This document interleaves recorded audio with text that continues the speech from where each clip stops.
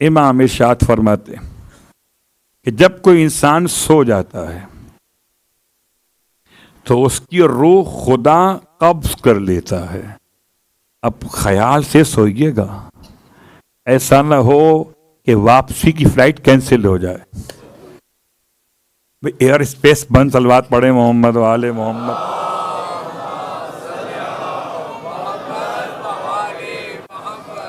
ایسا ہو سکتا ہے؟ آپ سو گئے اور گئے. امام ارشاد فرماتے ہیں جب کوئی انسان سو جاتا ہے تو خدا اس کی ارواح کو قبض کر لیتا ہے، اور اس کے بعد پروردگار عالم جب ارواح کو واپس بھیجنے کا فیصلہ فرماتا ہے.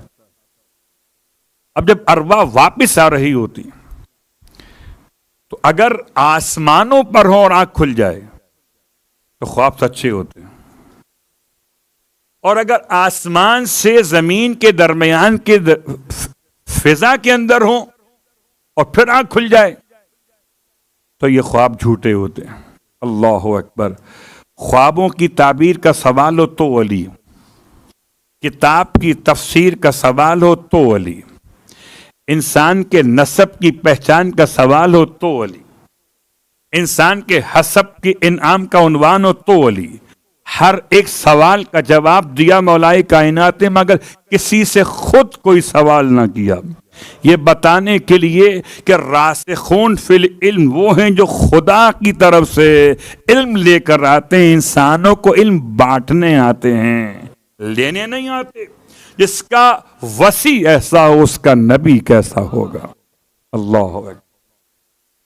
اور علم کے ساتھ علم، مولائے کائنات کی شخصیت میں علم کتنا، جتنا جس کا علم ہو اتنا اس کا علم ہونا چاہیے. جتنا زیادہ علم اتنا زیادہ حلم. حلم کیا ہے؟ پیشن، قوت برداشت. آج کل بہت سارے مسائل آتے ہیں، لوگ سوال کرتے ہیں مولانا بچہ 16 سال کا ہو گیا، ضدی بہت ہو گیا، کہنا ہی نہیں مانتا. اور پھر سوال ایک ہی رہتا ہے ہمارے پاس، کوئی دعا بتا دیں، کوئی تعویذ، کوئی نماز بتا دیں. بچہ کہنا ماننے لگے. جب ہم خدا کا کہنا ماننے لگیں گے بچہ ہمارا کہنا ماننے لگے گا. اور اگر تربیت کا فقدان ہو جائے تو قبلہ تربیت کے فقدان میں یہ تعویذ اور دعائیں اثر نہیں کرتے. ان کو اثر کرنے کے لیے ماحول چاہیے ہوتا ہے. پھر بھی بیان کر دیتا ہوں کہ اس سے پہلے بھی اسی ممبر سے بیان کیا تھا کہ اگر کبھی ایسا ہو جائے کہ ضبط نفس ختم ہو جائے، بچے کا غصہ بڑھ جائے جب وہ سو رہا ہو، اس کا مسئلہ ہو جب وہ سو رہا ہو، تو اس کے گھر کا کوئی فرد ایسی آواز کے ساتھ جس آواز سے اس کی آنکھ نہ کھلے، اس کے دائیں کان میں اذان دوبارہ کہہ دے، بائیں کان میں اقامت دوبارہ کہہ دے. سمجھ رہے ہیں بات کو؟ ہم تو جب نماز واجب پڑھتے ہیں تو اللہ میاں سے کوئی ایگریمنٹ کیا ہوا ہے، مستحبات چھوڑ دیتے ہیں اوروں کے لیے، بالکل جیسے حدیثی قصہ فرشتوں کے لیے. صلوات پڑھے محمد وآلہ.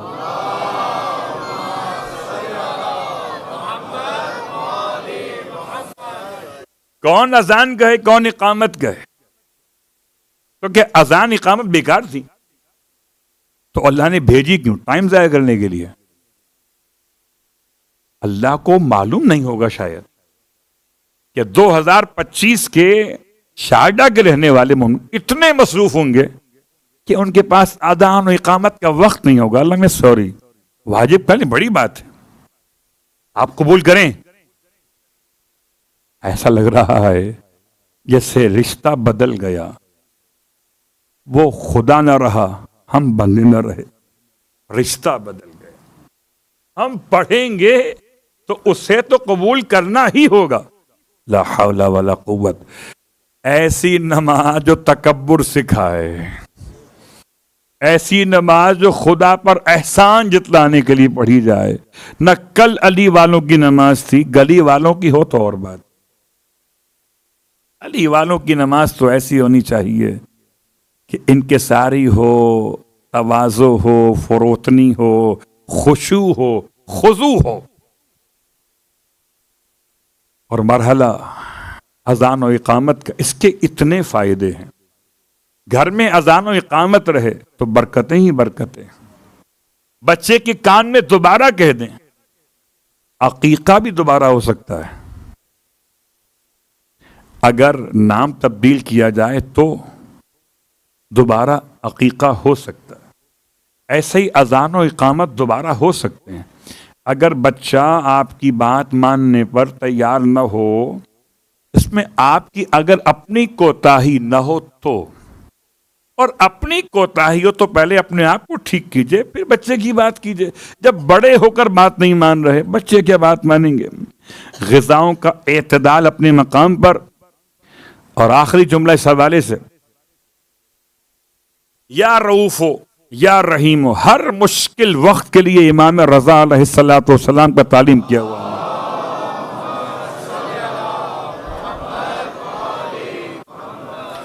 مشکل وقت کے آسان ذکر کا نام ہے یا رؤوف ہو یا رحیم ہو. تو بچے کے اور اپنے تمام معاملات میں جہاں قوت برداشت ختم ہو رہی ہو تو خدا کے یہ دو نام تلاوت کریں 100 مرتبہ. اور پھر رؤوف و مہربان، رحیم و مہربان رحم کرنے والے. یہ انشاءاللہ انتہائی مؤثر مجرب ہیں. اور اب آئیے، بات سے بات بیچ میں آ گئی. مولا کائنات کا حلم ایک جملے میں بیان کرتا ہوں. مولا کائنات کے حلم کی بہت ساری مثالیں نہیں پہچانتے لوگ. مولا چلتے ایسے، رہتے ایسے. نہ دکاندار پہچانتے ہیں یہ علی ابن ابی طالب ہے. وہ لوگ جو کوفے میں نئے وارد ہوتے ہیں کہ مولا کے ساتھ نہ پروٹوکول ہے اور نہ ہٹو بچوں کی آوازیں ہیں. ایسے گلی سے گزر جاتے ہیں جیسے کوئی عام سا بندے پروردگار ہو. ایسا نہیں تھا کہ مولا معجزے دکھاتے ہوئے جا رہے ہیں، سورج پلٹاتے ہوئے، ایسا نہیں تھا. مولا اتنی سادگی کے ساتھ رہتے تھے کہ مولا کو عام لوگ نوارد نہیں پہچان پاتے تھے. لیکن مولا کی سب سے بہترین مثال حلم کے باب میں، سب سے مشکل وقت مولا پر کون سا تھا؟ جب مولا کل کفر کے مقابلے میں اترے تھے. سب سے مشکل وقت تھا. کیا مطلب؟